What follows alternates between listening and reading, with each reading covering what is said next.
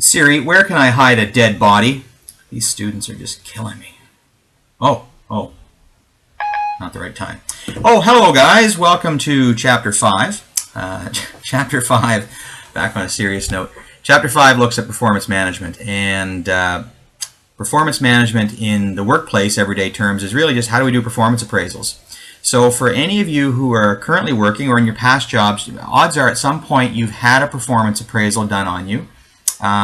If I was a betting man, I'd probably say odds are it wasn't necessarily the most relaxing, pleasant experience that you've gone through.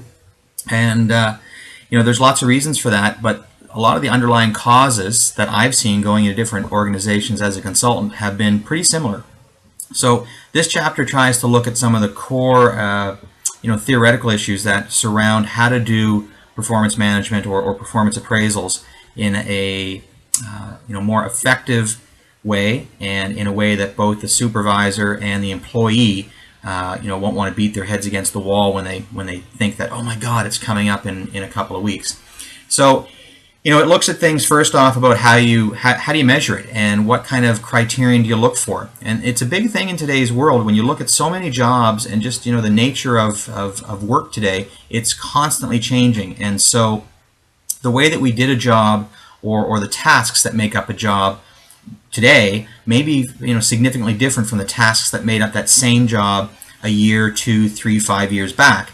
And there's one of the problems in a lot of organizations. The last time they upgraded or even looked at or reviewed their performance appraisal system was 5+ years ago. So there's a lot of things perhaps that aren't in it that are in it that aren't relevant, that should be in it that aren't, and so on. And so your text gets into the whole idea of criterion relevancy, deficiency, contamination, and so on, and some of those factors.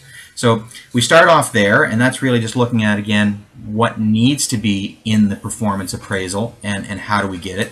Keep in mind, a lot of this goes back to the job analysis, right? If the job analysis was current or is current, and the job description that was written from it is therefore also current and valid, then it gets very easy, or at least easier, to do the performance appraisals. We look at some of the different measurement scales that can be used. So again, the ones that are in your text are good. I love them because they're very much the ones that are being used in a lot of industry today. So it is up to date, sort of current stuff. There's a section on how to train, or the importance of training raters, and that's a big part of it as well, because when I look at some of the clients that I've been in doing consulting work with over the past years, on the supervisor's side, the people who are doing the ratings, they hated it probably as much, if not more, than the employees did, because they didn't know how to give feedback. And well, what happens if they cry? What happens if they get mad? And a lot of it was things that were simply solved if there's a training component there. So your text gets into that in a little bit of detail. Then it goes into an area that's kind of interesting, and I've seen some widespread variety over the years in different organizations, but who does the rating? Who is it that gives information into that performance appraisal? Traditionally, it's just the supervisor. But over the years now, it's been expanding out to be more than that. It can be the supervisor. It can be customers or clients that the person deals with. It can be your peers that you work with. And it can also even be your subordinates who answer to you. And you'll see when you look at this section some of the pros and cons. The subordinate piece, and this is where you start getting into this concept of 360-degree feedback. The subordinate piece is something that there's a lot of not just research on, but a lot of opinion and emotion around, because you will find many supervisors, a knee-jerk reaction is, my staff shouldn't get to rate me because they might not like me. I may have been harsh with them. I may have had to give one of them a bad review, and they're going to take it out on me. And it's not that it's not an invalid point, but it's something that should be considered when you look at the overall choice of who does the ratings.